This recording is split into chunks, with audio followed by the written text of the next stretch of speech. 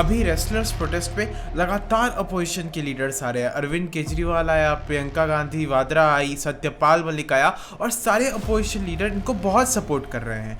कुछ opposition leader आके मोदी जी, योगी जी पे तंज भी कस रहे हैं। तो इसकी पूरी कहानी देखेंगे कि क्या ये लोग सही हैं या क्या गलत, इस वीडियो में। ये लड़ाई हमारे देश की बेटियों के सम्मान की लड़ाई है। सरकार के लिए और विशेषकर हेल्थ मंत्रालय के लिए कानून उनके परिवार बचाने वालों के लिए कोई। ये सारे प्रोटेस्ट हो रहे हैं ब्रिजभूषण सिंह के अगेंस्ट। ब्रिजभूषण सिंह एक एमपी है बीजेपी का, जो कि लगभग 10 साल से रेसलिंग फेडरेशन ऑफ इंडिया का प्रेसिडेंट रह चुका है। ब्रिजभूषण सिंह के अगेंस्ट बहुत सारी वुमेन रेसलर्स ने सेक्सुअल हरासमेंट और क्रिमिनल इंटिमिडेशन का केस फाइल किया है। इनका कहना है कि ब्रिजभूषण 2012 से लेके 2022 तक बहुत लोगों के साथ ये सेक्सुअल हरासमेंट वगैरह किया है। एक प्रॉब्लम रेसलर्स को ये था कि पहले दिल्ली पुलिस इसके ऊपर कोई एफआईआर फाइल नहीं कर रही थी। तो फाइनली जब चीफ जस्टिस ऑफ इंडिया के पास ये केस गया तो उन्होंने कहा कि ये एलिगेशंस बहुत ज़्यादा सीरियस है और एफआईआर फिर दिल्ली पुलिस लॉन्च की और एक पॉस्को एक्ट के अंदर भी एफआईआर लॉन्च हुआ है। ये रेसलर्स पहले जनवरी में प्रोटेस्ट कर रहे थे जंतर मंतर पे और इनको बहुत सारे दूसरे रेसलर्स का भी सपोर्ट मिला था, पर गवर्नमेंट ने कहा कि वो एक कमेटी बनाएगी और ये सारे एलिगेशंस पे इन्वेस्टिगेशंस करेंगी। तो इन्होंने फिर वो प्रोटेस्ट छोड़ दिया।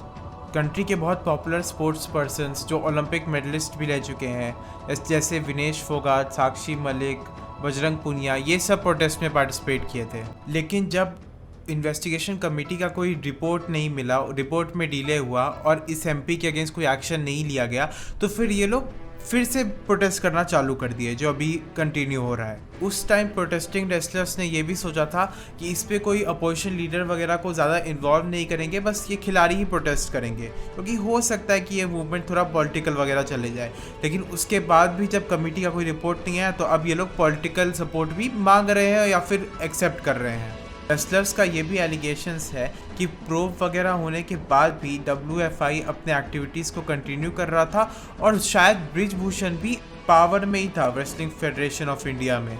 टोटल 7 वुमेन लॉन्च की थी पुलिस कंप्लेंट्स, लेकिन उनका आइडेंटिटी अभी सीक्रेट रखा गया है, वो लोग के सेफ्टी वगैरह के लिए और वो लोग के प्राइवेसी के लिए। अब बहुत सारी सिचुएशंस में क्या होता है, किसी बहुत बड़े कंपनी में या किसी गवर्नमेंट ऑर्गेनाइजेशन में किसी इंसान के ऊपर अगर बहुत सारे एलिगेशंस लगते हैं सेक्सुअल हरासमेंट के बारे में, तो उनको एक प्रिवेंटेटिव सस्पेंशन दे देते हैं। जैसे मान लो पॉलिटिकल पार्टी से निकाल देते हैं थोड़े टाइम के लिए, या तो उनका जो पोजीशन है उससे सस्पेंड कर देते हैं थोड़े टाइम के लिए, जब तक ये एलिगेशंस पे इन्वेस्टिगेशन ख़त्म नहीं हो जाता और वो इंसान निर्दोष प्रूव नहीं हो जाता है, ताकि वो आगे भी अपना क्राइम्स कंटिन्यू ना कर पाए उस हायर पोजीशन ऑफ पावर में रह के। लेकिन इस केस में ऐसा कोई प्रॉपर एक्शन दिख तो नहीं रहा है अभी तक। और ब्रिजभूषण के अगेंस्ट पहले से ही बहुत सारे केसेस हैं। अटेम्प्ट टू मर्डर का चार्ज है, राइटिंग का चार्ज है, डकैती का चार्ज है और कुछ एलिगेशंस है कि इसका दाऊद से भी लिंक्स था। तो अब बहुत सारे जर्नलिस्ट और लोगों को लगता है कि ब्रिजभूषण सिंह बहुत ज़्यादा पावरफुल है अपने एक कॉन्स्टिट्यूएंसी में, उसको बहुत ज़्यादा सपोर्ट मिलता है, इसीलिए बीजेपी इसको कोई बहुत बड़ा पनिशमेंट नहीं दे रही है या कुछ प्रिवेंटेटिव एक्शन नहीं ले रही है इसके अगेंस्ट। अब मान लो कि रेसलर्स के लिए वर्स्ट केस सिनेरियो, कोई एक किसके ऊपर कोई फेक एलिगेशंस है, 2 फेक एलिगेशंस हुआ, लेकिन इसके ऊपर 7 अलग रेसलर्स पुलिस कंप्लेंट्स फाइल कर रहे थे ना, तो 7 के गलत होने का चांसेस कम हो जाता है कंपेयर टू 1-2 के गलत होने का चांसेस। तो इसके ऊपर कुछ तो एक्शन लेना चाहिए था और इसीलिए अभी बहुत सारे अपोजिशन पार्टीज़ के लोग आ रहे हैं रेसलर्स को सपोर्ट देने, अपना अलग अलग उनके डिमांड्स पूरे करने के लिए बोल रहे हैं सरकार को। रेसलर्स के कुछ डिमांड थे, जैसे कि ब्रिजभूषण सिंह को अरेस्ट करो क्योंकि इसके ऊपर माइनर का सेक्सुअल हरासमेंट का भी केस है, पॉस्को एक्ट है। इसको WFI प्रेसिडेंट के पोस्ट से रिमूव करो और फेडरेशन को डिसॉल्व करो। और कुछ लोग बोलते हैं कि एलिगेशंस पुराने हैं तो अभी क्यों सरफेस हो रहे हैं। तो विनेश फोगाट को थोड़े टाइम पहले बहुत सारे यंग वुमेन रेसलर्स का कॉल आया था, वो बोल रहे थे कि अनसेफ वुमेन एनवायरनमेंट है। फिर ये लोग और इसके बारे में जाने और फिर प्रोटेस्ट जोरों शोरों से चालू हो गया। केस थोड़ा क्लियर कट लगता है नहीं कि अभी इसको कोई ना कोई पोजीशन से रिमूव कर दो, कोई प्रिवेंटेटिव एक्शन ले लो इसके अगेंस्ट, और मान लो कि कोई रेयर केस में कि सारे के सारे एलिगेशंस डिस्प्रूव हो गए तो इसको फिर वापस उसके पोजीशन पे ला दो बृजभूषण को। लेकिन कुछ लोग इसके खिलाफ बहुत तगड़ा एक्शन नहीं लेना चाहते हैं और इसके सपोर्ट में भी इनडायरेक्टली या डायरेक्टली कुछ कुछ बातें बोल रहे हैं, और वो हम अभी देखेंगे। अब इसके डिफेंस में इसका कहना है कि अगर इसका पार्टी रिज़ाइन करने बोलेगा तो ये रिज़ाइन कर देगा। तो मोदी जी वगैरह या बीजेपी के टॉप ऑफिशियल्स इसको रिज़ाइन करने क्यों नहीं बोल देते, प्रिवेंटेटिव एक्शन ले ले थोड़ा, और अगर मान लो सारे चार्जेस डिस्प्रूव हो गए तो इसको वापस ला दें। वैसे भी ये कोई बहुत गरीब वगैरह इंसान है नहीं कि अपने आप को सस्टेन नहीं कर पाए थोड़े टाइम के लिए जब तक ये सस्पेंडेड है। अब इसका कहना है कि जो लोग टुकड़े टुकड़े गैंग के मेंबर थे, शाहीन बाग में इन्वॉल्व थे, किसान आंदोलन में इन्वॉल्व थे, वो लोग इसके अगेंस्ट हैं। तो मान ले कि किसी दुनिया में शाहीन बाग और किसान आंदोलन एकदम खराब हुआ, फिर भी अब broken clock is right twice a day. खराब लोग भी कुछ इंस्टेंसेस में सही काम कर सकते हैं। तो जस्ट बिकॉज इसको कुछ लोग पसंद नहीं है, वो इसके खिलाफ है, इसका मतलब ये नहीं है कि ये सही हो गया और सारे रेसलर्स गलत।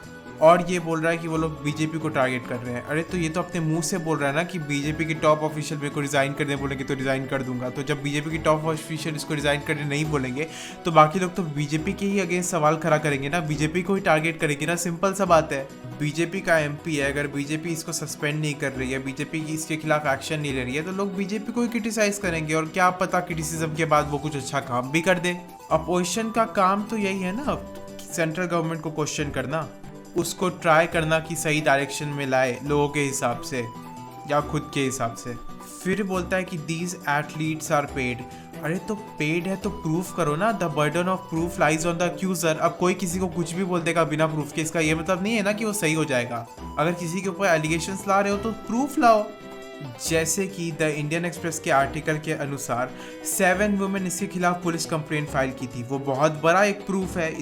ये एक पूरा पैटर्न शो करता है इसके खिलाफ। इतने सारे लोग अपना गवाही दे रहे हैं इसके खिलाफ। ये सही है, बीजेपी के एमएलए, किसी भी एमपी, किसी को भी कुछ खराब कोई बोल दो, कोई क्रिटिसाइज कर दो, ये लोग पेड है विदाउट प्रूफ के। गजब हाल है भाई। और they want to divide UP and Haryana, तो प्रूफ दो ना इसका। वैसे भी ये जैसे शाहीन बाग वगैरह का किसान आंदोलन वालों को बोल रहा है, अगर मान ले इसको सस्पेंड वगैरह कर दिए, जो प्लेयर्स है उनका डिमांड थोड़ा सुन लिए, तो क्या शाहीन बाग वाले सक्सेसफुल हो जाएंगे? तो क्या किसान आंदोलन वाले सक्सेसफुल हो जाएंगे? जो उन प्रोटेस्ट के लीडर थे क्या वो पीएम बन जाएंगे, वो सीएम बन जाएंगे? ऐसा नहीं होने वाला ना।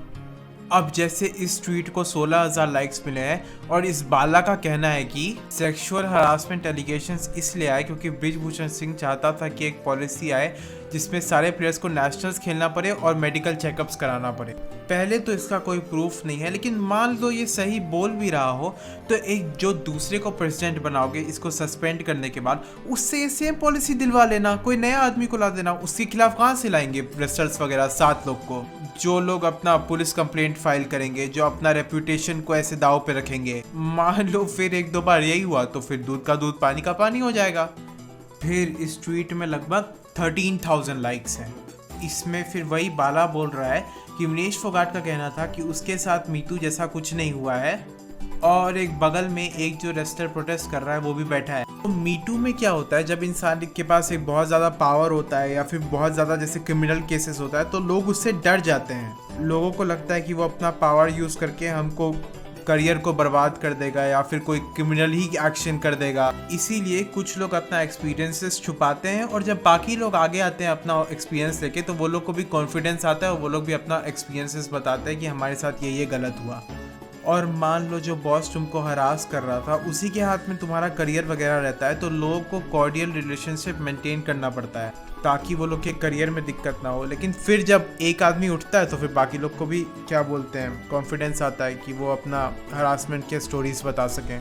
और एक इंडियन एक्सप्रेस के आर्टिकल में एक फिजियो भी बोला कि 2014 के कैंप में रेसलर्स उसके आगे रोए थे और वो अपना सेक्सुअल हरासमेंट बताया कि बृजभूषण उनके साथ क्या क्या किया। अब इससे पहले कि लोग बोले अरे ये पहले उठ के क्यों नहीं आया, ये विक्टिम के ऊपर है डिसाइड करना कि उसके ऊपर उसको कब कॉन्फिडेंस आता है, कब केस परस्यू करना है, कब बाकी लोग उठ रहे हैं तो उनके साथ उसको अपना आवाज़ उठाना है। क्योंकि अगर कोई अपना सेक्सुअल हरासमेंट का एलिगेशन लगाता है बहुत पावरफुल आदमी के ऊपर तो उसका पूरा लाइफ चेंज हो जाता है ना। तो ये सोच समझ के लोग डिसीजन लेते हैं कि हमको क्या करना है। अगर फिजियो उनके बिना परमिशन के उनका एक्सपीरियंसेस लोगों को बता देता तो फिजियो फिर उस क्या बोलते हैं, फिजियो के ऊपर भी वो लोग गुस्साते कि ये विक्टिम का डिसीजन वो कैसे ले रहा है कि कब अपना एक्सपीरियंसेस शेयर करना। अब पीटी उषा जो इंडियन ओलंपिक एसोसिएशन की मेंबर है, प्रेसिडेंट है, उसका कहना था कि ये प्रोटेस्टिंग की वजह से इंडिया का रेपुटेशन खराब हो रहा है। पहली बात तो ये कि इंडिया का सबसे ज़्यादा रेपुटेशन तब खराब होगा जब ब्रिजभूषण के ऊपर कोई स्ट्रिक्ट एक्शन नहीं होगा, या तो प्रिवेंटेटिव या तो पूरा क्या बोलते हैं इन्वेस्टिगेशन के बाद। और हो सकता है कि बाकी कंट्री वाले भी सोचे कि अरे वाह, इंडिया की वुमेन्स अपने लिए खड़ी हो रही है, अपना आवाज़ उठा रही है क्या बोल हरासमेंट के अगेंस्ट, ये तो अच्छा चीज़ है। जैसे मी टू मूवमेंट भी पॉपुलर हुआ था बहुत सारे वेस्टर्न कंट्रीज़ में। अगर वो लोग सोचते कि नहीं, मी टू मूवमेंट मत चलाओ, ये लोग के अगेंस्ट मत जाओ, प्रोटेस्ट मत करो, कंट्री का इमेज खराब होगा, तो क्या victims of sexual harassment, rape वगैरह को जस्टिस मिलता? नहीं मिलता। और अगर मान लो इमेज खराब हो भी रहा हो तो सबसे ज़्यादा क्या इंपॉर्टेंट है, ये सेक्सुअल हरासमेंट के विक्टिम्स का जस्टिस या फिर एक इमेज? कोई रैंडम अमेरिकन अगर इंडिया के बारे में खराब भी सोच ले थोड़ा, तो उससे क्या फ़र्क पड़ता है? विक्टिम्स का जस्टिस सबसे ज़्यादा ज़रूरी है, एक प्रॉपर कोर्ट वगैरह का इन्वेस्टिगेशन सबसे ज़्यादा ज़रूरी है। वीडियो पसंद आए तो you can like the video और सब्सक्राइब द चैनल। मैं आगे भी आपके लिए ऐसा वीडियो लाते रहूँगा, और इतने अंत तक कोई देख भी रहा है तो थैंक्स फॉर वॉचिंग, इतने अंत तक देखने के लिए। मैं अपने चैनल पे यही करंट अफेयर्स वगैरह के बारे में वीडियो बनाता हूँ, और कोई मान लो पॉपुलर आदमी कोई गलत ओपिनियन दे रहा है तो उसको क्रिटिसाइज़ करता हूँ generally. Again thanks for watching.